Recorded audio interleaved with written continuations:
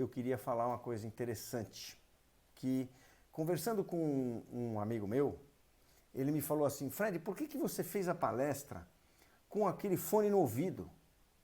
E aí eu quero falar com vocês sobre o poder do hábito, a força do hábito, pessoal. Olha que coisa interessante. O que é o hábito? Né?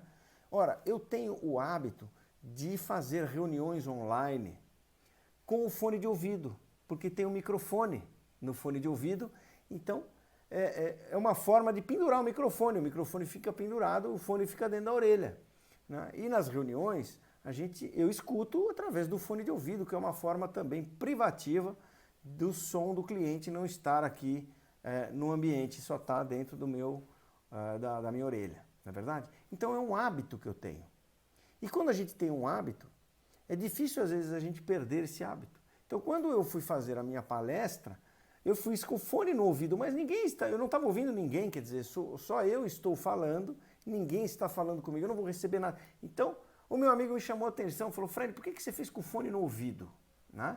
Fica a impressão de que você está ouvindo alguma coisa ali que você precisa falar. Não, pessoal, é o hábito. E eu queria falar disso com você hoje aqui. A força do hábito. A gente tem o hábito de fazer determinadas ações, de repente a gente está repetindo essa ação num momento que não é necessário. Vou dar outro exemplo da força do hábito. Às vezes a gente está acostumado a fazer um caminho, o caminho que eu levo meus filhos para a escola, por exemplo. De repente eu estou levando meu filho para um lugar que não é escola, estou levando ele para o clube, mas de repente eu estou fazendo o caminho da escola, porque é o hábito.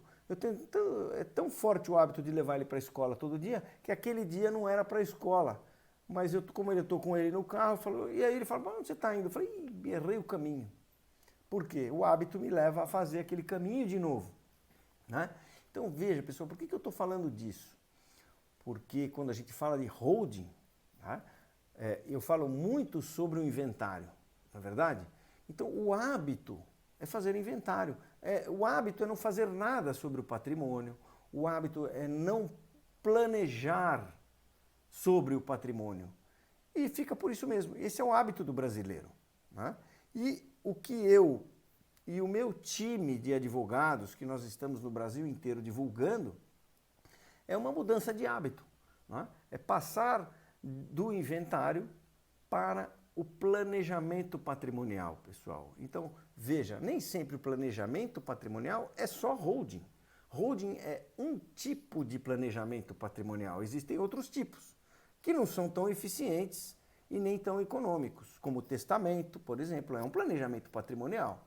Eu não acredito que seja um bom instrumento, já falei disso em muitos vídeos que fiz por aí, que você encontra nas minhas redes sociais. Né? Então, não é um bom instrumento. Existem outros instrumentos. Doação é um planejamento patrimonial. Ora, muitos pais fazem doação em vida. Né? É errado? Não, é diferente.